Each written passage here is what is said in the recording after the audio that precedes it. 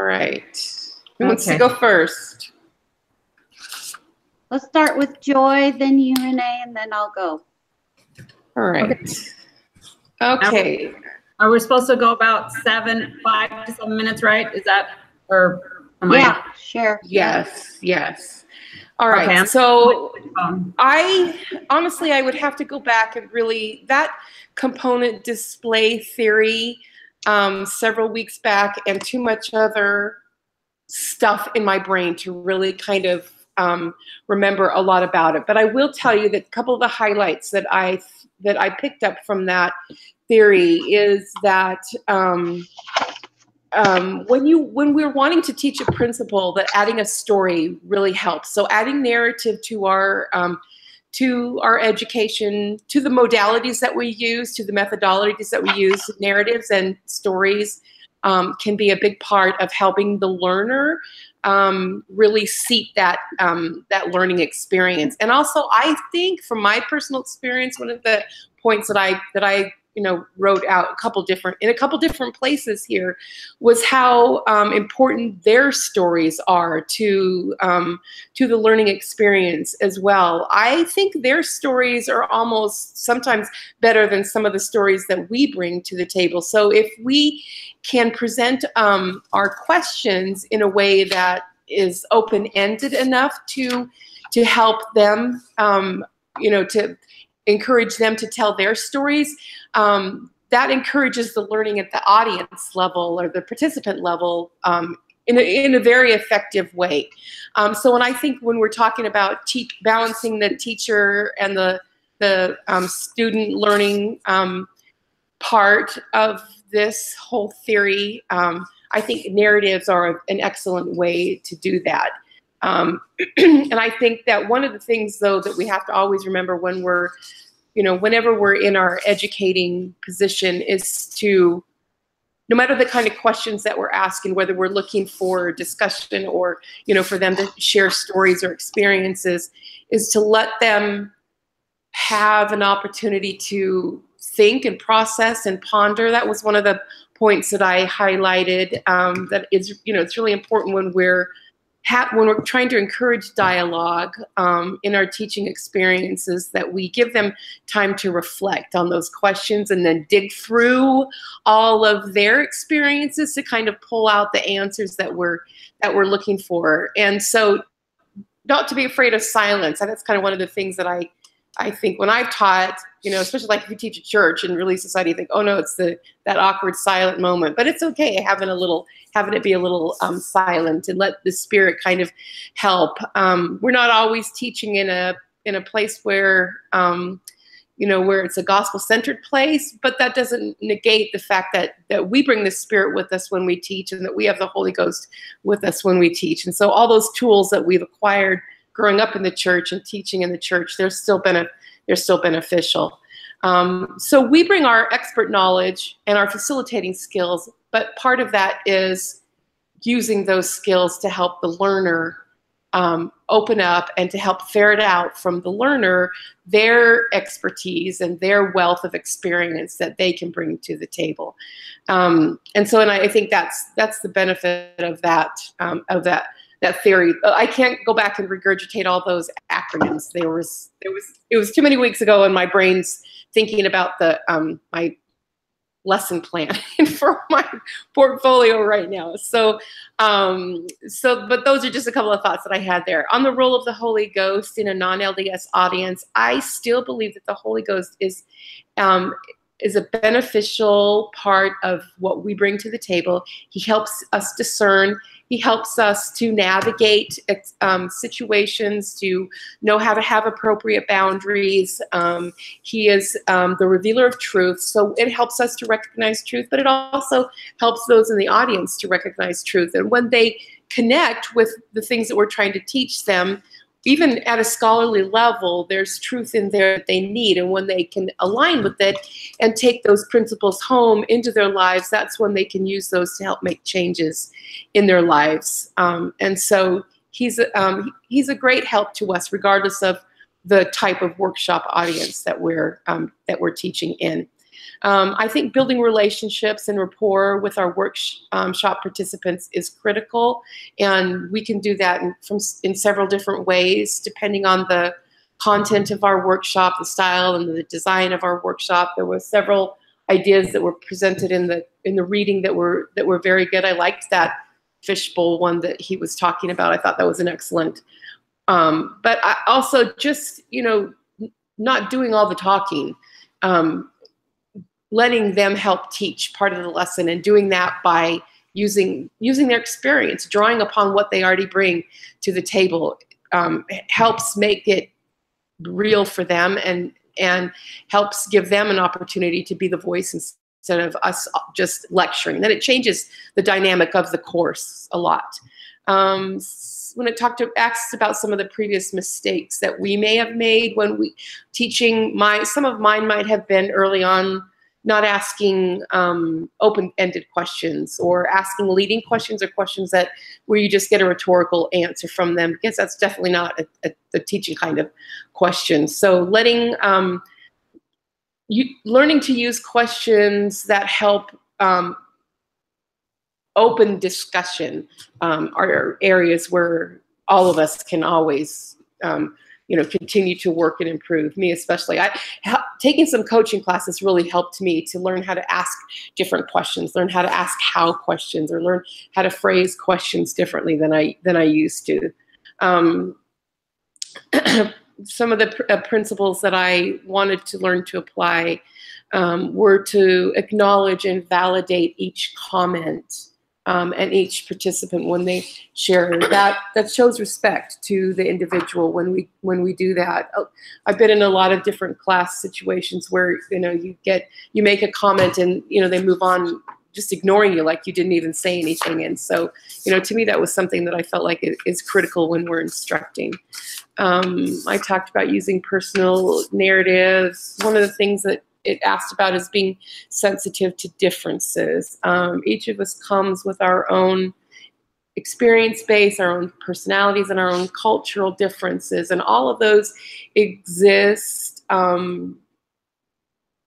differently in each setting that we teach in, and may be very broad and very and varied in certain teaching situations.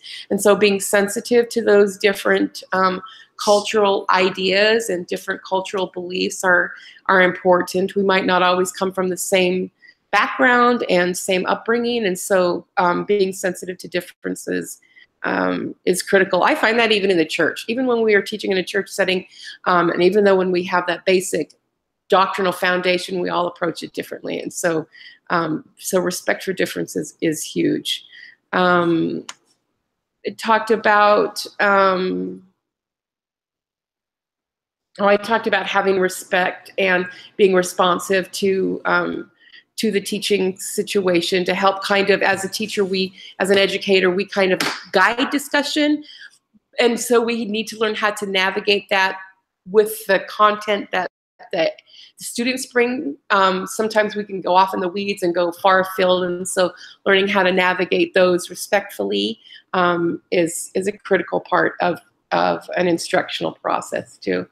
We talked about, one of the discussion prompts was about inviting the Spirit. And I mentioned this earlier, that it doesn't matter if we're not teaching in an LDS setting, we bring that Spirit with us. We invite it through prayer, through the prayer that we have as we prepare our instructions and prepare the workshop material. And so having the Spirit with us when we come, regardless of what we're regardless of the makeup of the workshop and the participants itself, it doesn't mean that we can't have the Spirit with us. Then lastly, we were supposed to read this week, we were supposed to pick one of those chapters. And because my workshop is actually pornography education workshop. And so I looked over chapter 11 on sexuality education. And I looked over, I read that chapter, and I read about several of the different programs, the types of programs that they use when they teach sex education. I looked at the history of it. I did not realize that historically sex education was taught as far back as the 1800s at local YMCAs, and I had no idea that that's how far back into the education arena that sex education was taught. One of the points that I think is critical for us whenever we teach workshops on this topic of sexuality is realizing right now in our culture that the media influences our youth so much more than they ever did in previous generations, and that's where they get a lot of their knowledge. That's where they get their first exposure, some of them, to sexuality and to relationships and that kind of thing. And so understanding the current cultural dynamic is every bit as important as the type of curriculum that we plan, the community event setting, whether it's a parent and adolescent class or whether we're using more of a clinical one-on-one educational process for teaching these classes is really, these are tech savvy, word savvy, knowledge savvy youth. And so even though most sex education classes are geared to the youth, that understanding that dynamic whenever we work on workshops for them, understanding that to me seemed like one of the most critical components. So that's pretty much my outline and my presentation today. Yeah. Very interesting, Joy. And you don't seem to shy away from hard topics. No. I think that would be a tough thing to take on. No, I don't. I don't. But then I've worked in the pornography recovery field for about the last 6 or 7 years. So my shyness is all gone now. Oh, well, that's I work in addiction recovery. So yeah. Yep. Wow. That's a challenge. Yes. Yeah. Very much. So I had a lot of very similar points to what you had come up with too. So,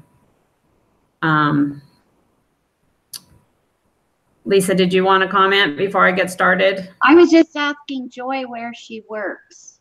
Sorry. I work, I don't have a job. I'm a volunteer right now, and I work for the Healing Through Christ Foundation. And I facilitate 12-step family support groups right now.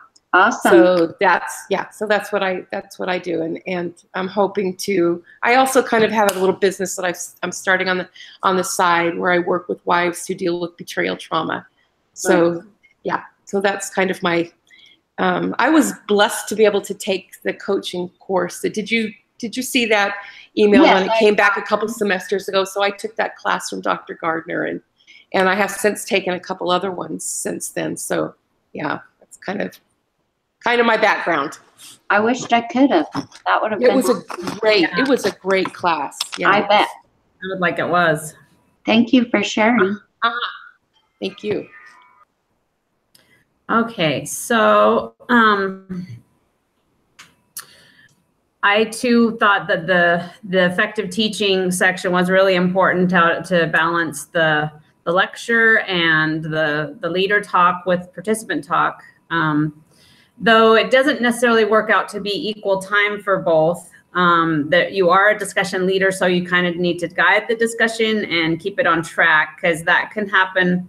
Somebody makes a comment that just takes things in a whole different direction, and that's not really where you want it to go. So the discussion leader really needs to keep tabs on that of where the discussion is going, and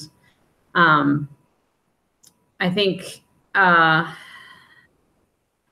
the leader needs to set the stage, like, don't start asking questions right away, unless, well, it depends on the lesson. But I think there needs to be, quite a bit of lecture time right off to keep it so everybody knows what they're supposed to be discussing, is what I'm trying to say.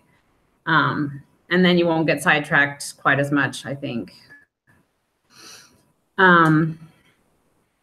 Some important instructional principles I thought were noteworthy. Applying new knowledge, that's the whole point of taking a class. You need to learn new knowledge and see how you can apply it to your own life. And that's the major end goal of family life education. So that's important. Appropriate practice. The one point I saw, appropriate practice is the single most neglected aspect of effective instruction. And I'm not really sure how you would practice so much in a classroom. You could have ongoing, they can try things at home, and then if it's an ongoing class, maybe some of the little activities can help practice, I guess. Another point I thought was noteworthy. Learners learn from errors that they make, especially when they're shown how to recognize their own error, which I think is something that's a learned skill, and how to recover from an error, and kind of turn things around can be important. As far as teaching by the Spirit, I think that's really important. I don't care what the setting is, because the Holy Ghost can reveal truth in any situation, and that's something that people will grasp on a certain level. They might not know what it is, but they're going to recognize that you are pulling from truth, and you're teaching truth. And I just thought of full-time missionaries. They teach by this way all the time. They're teaching people that aren't members, but they're using the Holy Ghost to touch the people that they're teaching. Granted, it's a gospel subject, but still, I think you can really emulate truth, and people will understand that, and they'll tap into it as well. And I think it goes without saying that personal spiritual preparation is always the best way to invite the Spirit when you're teaching, not just for that particular lesson plan, but to be spiritually prepared every day. Spiritual impressions can come at any time. And, if you're thinking about what you're teaching, then you don't know how it's going to take you sometimes. But if you're receptive to that, you can really have some good insights. And I think that kind of goes along with keeping a positive mood in instruction, and keep things hopeful. And, sometimes I feel like in writing these lesson plans, I've come across a lot of really negative things, like, how marriages fail and a lot of things that can go wrong. But I think if you note that, but then you try to keep it at a positive level where, there is hope, there is a way to get past that. And where Lisa and I are doing a workshop on blended families. So one idea I had was to talk about what positive ideas that our audience has, because certainly they must have experience and they must have things that have worked well in their families, to try and draw them out and to share with us things that have worked well.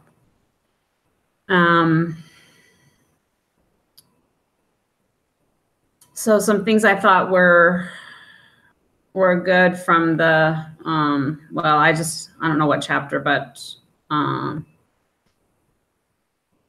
you need to help participants see relevance to them in what you're teaching and what would work for them and their family. And does it show respect for all of us? I thought those were some really good points to keep in mind. And another one was to let participants be part of the success. And how have you seen others handle the situation? If maybe they don't have personal experience, maybe they can draw on something that they have observed in others. I think when I was a mom, I think I learned a lot just from other moms, seeing how they I'm still a mom, but when I had young kids, I learned a lot from watching other moms with young kids and how they handle things, and kind of applied it to my own situation. And we need to respect the efforts and experience of the audience where, you know, they certainly know a lot if they're already going through something, they're going to have some input that's valuable. And let's see, to set the sorry. I lost you. Oh. I can't find my thing again. Oh dear. Are you there still? Are you not? Yeah, we see you. Yeah, I'm here. You do? You hear me? Yeah. Yep. Yeah, and I can see hear you you too, Renee. Yeah, I can hear you. My gosh. Are you there? Are you not? Yeah, we see you. You do? You hear me? Yeah. Mm-hmm. Yeah, and I can see you and Renee. Yeah, I can hear you. Gosh. Are you there? Are you not? Yeah, we see you. You hear me? Yeah. Yeah, and I can see you and Renee. Yeah, I can hear you. Are you there? Are you not? You hear? Are you still there? Yep. I hope I didn't just ruin my whole thing. I'm going to have to go back on my thing again. How come that always does that to me? Yeah, it still says live, so I think you're good still. Oh, Yeah, mine Okay. does. hold on. I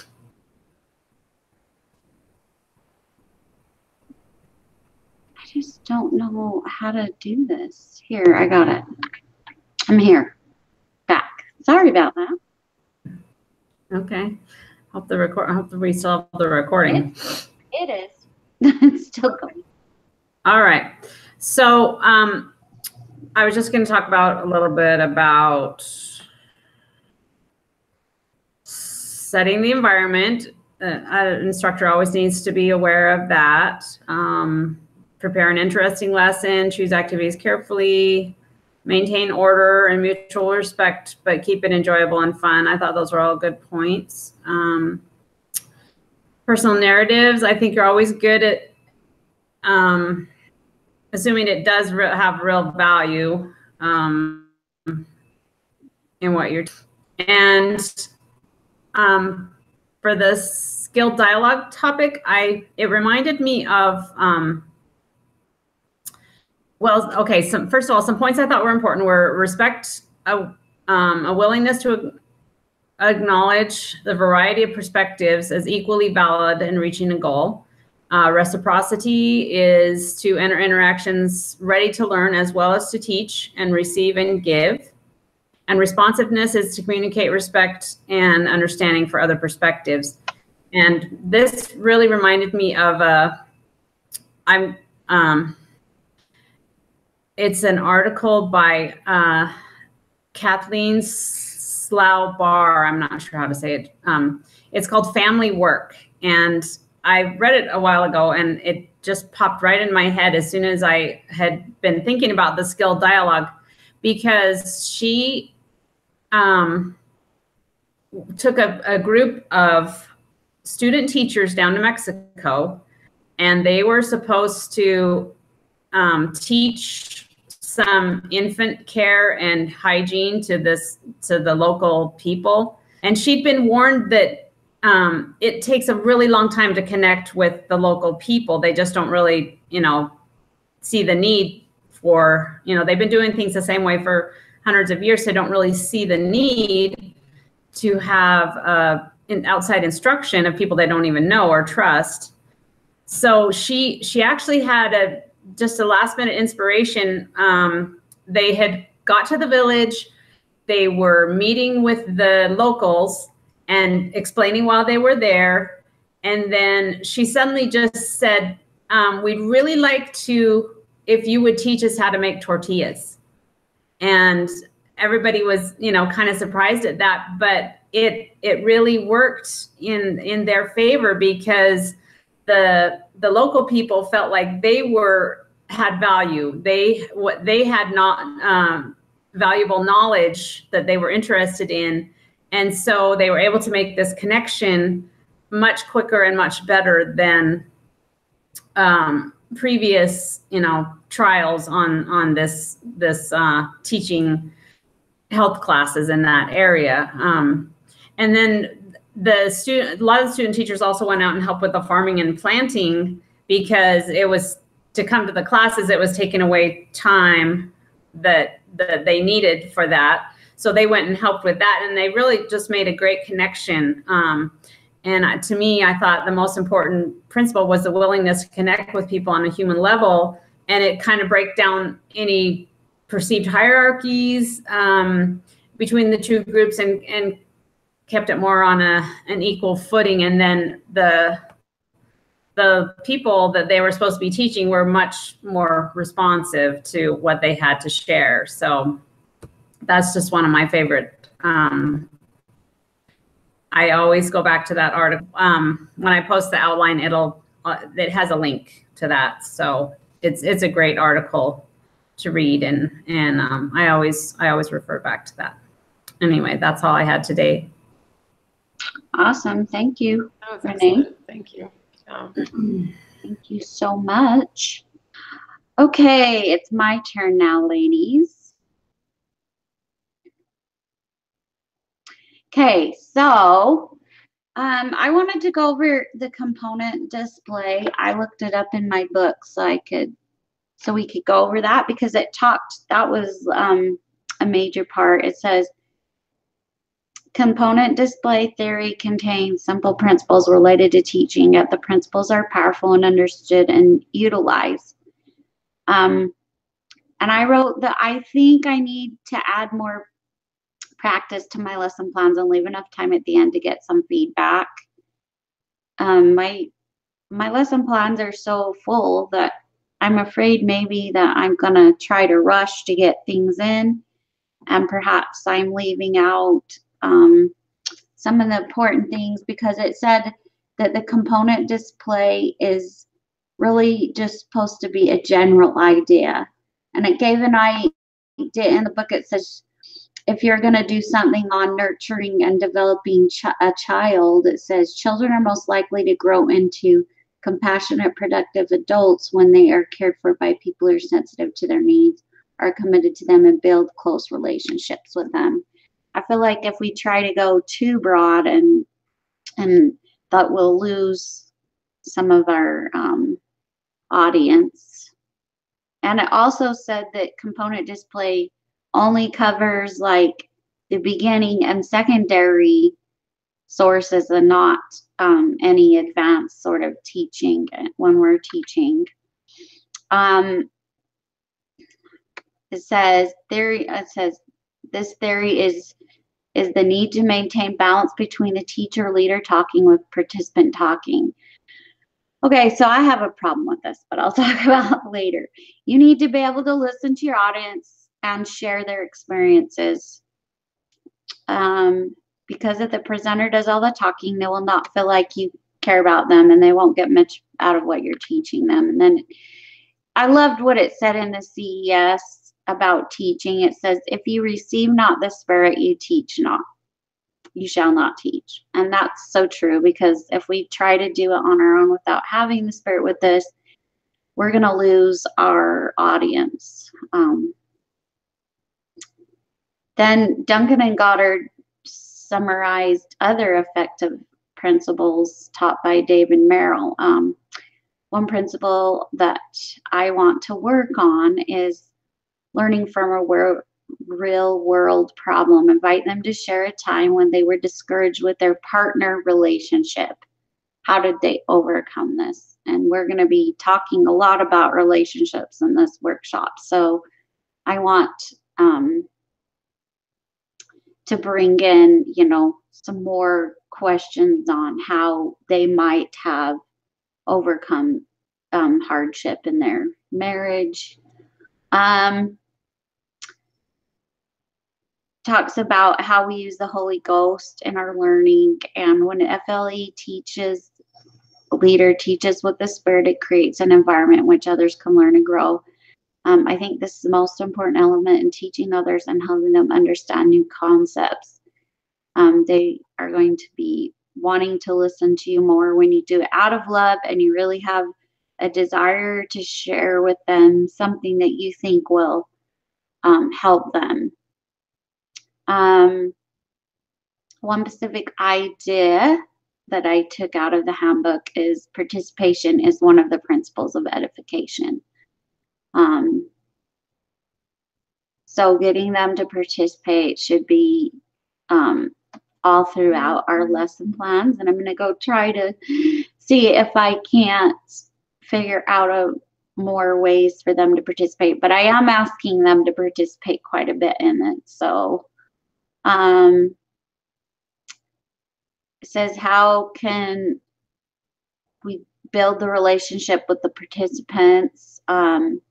Asking them to share stories, but also build on existing knowledge. I liked that.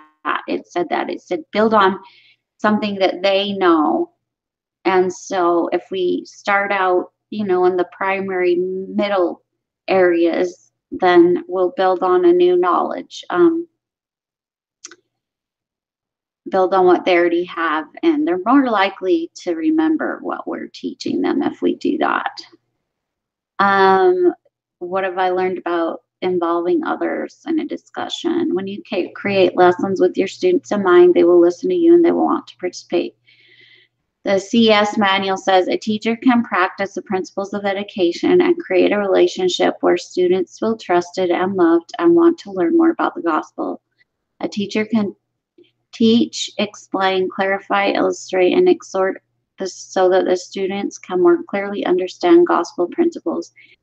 And it said to engage the students by asking questions. What mistakes have I made in my teaching in the past? Sometimes I lose focus, and I'm hoping that I get some better. I'm going to try to practice this a little bit better. I lose focus and forget the importance of the audience. I sometimes just worry about getting the information out, and I have a lot of stories to share. I sometimes think maybe I don't listen to the audience quite as well, and so I want to make sure that I hope that I have the Spirit with me as I teach, and I can engage and help my audience learn these important concepts that will improve their lives. Talks about sharing stories, illustrations, group work, writing, exercises, audiovisual materials, and other uplifting methods. So it talks about using all of those things. I know we have a few audiovisual things, but we probably could use a few more. I'm going to see what I can do about that.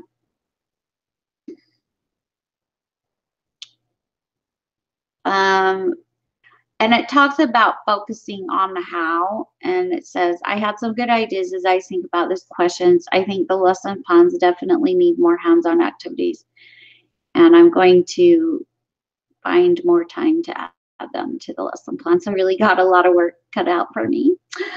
The one chapter that I really liked related to the section on depression that we're going to sort of tie in with remarriages have a little bit of depression, and I'm hoping that I can give them. It talks about helping people feel self-esteem and feeling a sense of well-being, and that's what I want to accomplish with the part about depression, is that that everyone's important in a marriage, and the mother and father are especially important because they have to take care of the well-being of their children. And so I feel like depression and attempting to kind of give them a general idea of how they can help overcome some of those problems will be beneficial to them, and not at all.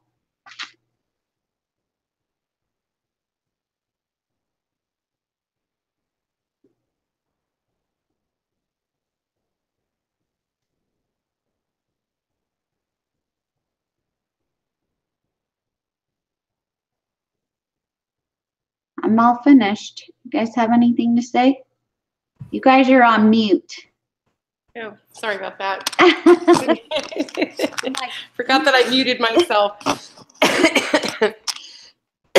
That was a great presentation. I think that we forget how much they really, when we're building lesson plans, we forget how much the learners bring to the table sometimes, and we do really need to use their experience to teach the principals. I think they learn them a lot better when it's personal to them than when it's just something that we're sharing, just dumping information at them. Right. Yeah, I agree with that too, but I think you have to be prepared to just have a lot of information if, because sometimes they just don't respond. Sometimes they don't. No. Depends on the audience. Yes. I taught some 17-year-olds in Sunday school a few months ago, and I'd been told that they were supposed to be a big part of the lesson. They were supposed to, contribute and participate because that was kind of the new program. Right. And so I kept asking them all these questions and trying to draw them out, and it was like crickets, they didn't make it. Yeah. Some of them won't, right? So I think it depends on the audience. If you can get, some feedback and good participation from the audience, that's obviously the best way, but you also have to have a lot of material available just in case, that doesn't happen. Right. Yes. I agree. Don't go empty-handed for sure. It won't just, it won't come out of the top of your head while you're sitting there staring, like they're giving you the deer in the headlight look, and that kind of just all of a sudden the knowledge just kind of blinks over. So yeah, you definitely need to be prepared. We're doing 2-hour workshops, so I think that's a lot to cover. It is a lot to cover. Yeah. So my workshop is a 2-hour workshop as well, and it's a lot to get through. Yeah. But it is possible with all and I'm hoping that, I think some of these topics we'll probably get more feedback on certain areas, so hopefully it will even out the rest of the workshop. Yes. So. Yeah, I think so too. All right. Well, thank you, lady. Thank you very much. I really want to go to that workshop conference in Washington, D.C. now. I know. Dang it. Are you planning on it? You're gonna do it? I really want to. You know what? Every single thing that I've done with the school. $50 is a good deal for that whole event there. Well, I don't know if that includes your flight. Probably not your flight, but that's the room in the. That's pretty amazing. Mm-hmm. I don't know. Every time I've gone with the school, it has just been the best experience for me. Oh, that's awesome. You've done it more than once? Oh, yeah. I've done, every time they post something to me, I go to, I meet them up in Salt Lake. I've gone several times to meet Brother Rarick. He always he always brings his kids up here, from Idaho. So I meet him every time. Awesome. That's awesome. And they have a pretty good turnout, but I've been up to the Sutherland Institute, up to the Capitol more than once. So. Oh, awesome. And then I went with the FCS group to Washington when they went, and it was amazing experience. So yeah, and now I really want to do this. So I'm hoping. I'm gonna call my husband. You have to let me know if you do it. That would Renee, you want to go with me? I don't know. Where are you from, Renee?